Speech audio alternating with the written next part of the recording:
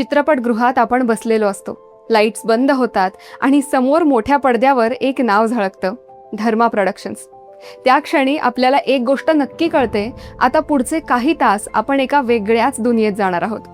नमस्कार मंडळी, नाट्यविश्वास पुणे या आपल्या खास मराठी चॅनलमध्ये तुमचं मनःपूर्वक स्वागत आहे.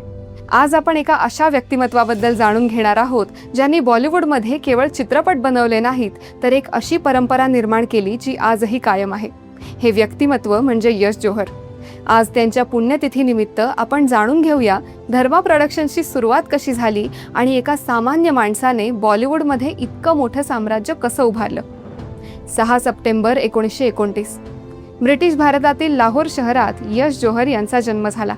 पुढे देशाची फाळणी झाली आणि त्यांचं कुटुंब दिल्लीत स्थायिक झालं. दिल्लीत आल्यानंतर त्यांच्या वडिलांनी नानकिंग स्वीट्स नावाचं मिठाईचं दुकान सुरू केलं. घरची परिस्थिती व्यवस्थित होती, पण यश जोहर यांना हा व्यवसाय कधीच मनापासून आवडला नाही. त्यांना काहीतरी वेगळं करायचं होतं, काहीतरी मोठं. घरात 8 भावंडं होती आणि त्यात यश जोहर. अभ्यासात हुशार असूनही त्यांचं मन आकडेमोडीत अडकून राहत नव्हतं. वडिलांनी त्यांना दुकानात बसवलं, पण त्यांची स्वप्न वेगळीच होती. चित्रपटसृष्टीत काहीतरी करून दाखवायचं. आणि मग त्यांनी एक मोठा निर्णय घेतला, दिल्ली सोडून मुंबईकडे वळण्याचा.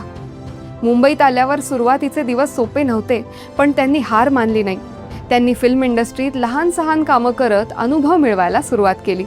1952 मध्ये त्यांनी सुनील दत्त यांच्या अजंटा आर्ट्स या प्रोडक्शन हाऊसमध्ये काम सुरू केलं. इथूनच त्यांचा खरा प्रवास सुरू झाला. यानंतर त्यांनी देवानंद यांच्या नवकेतन फिल्मसोबत काम केलं.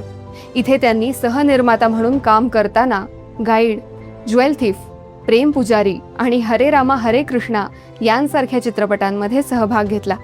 या काळात ते केवळ चित्रपट निर्मिती शिकले नाहीत, तर इंडस्ट्रीतील नातेसंबंध, कामाची पद्धत आणि प्रेक्षकांची आवड यांचा त्यांनी सखोल अभ्यास केला.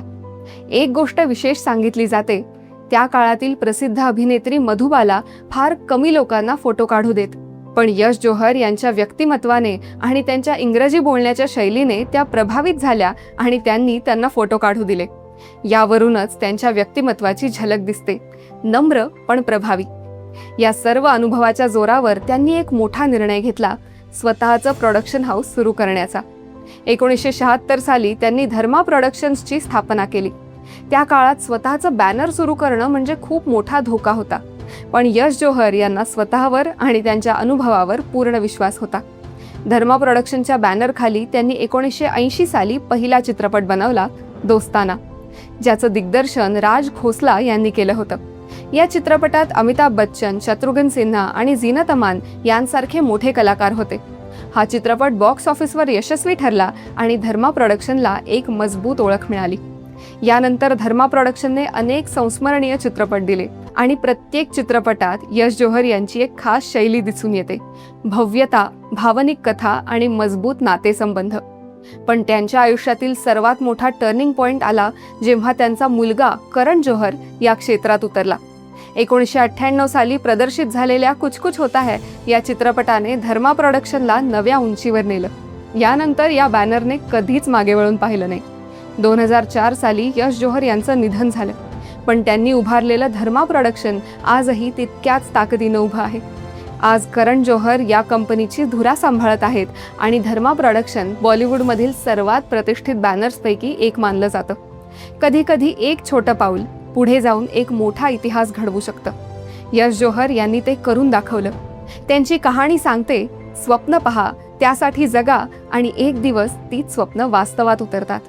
आज त्यांच्या पुण्यतिथीनिमित्त त्यांना विनम्र अभिवादन. तर मंडळी, आजच्या पुरतं एवढंच.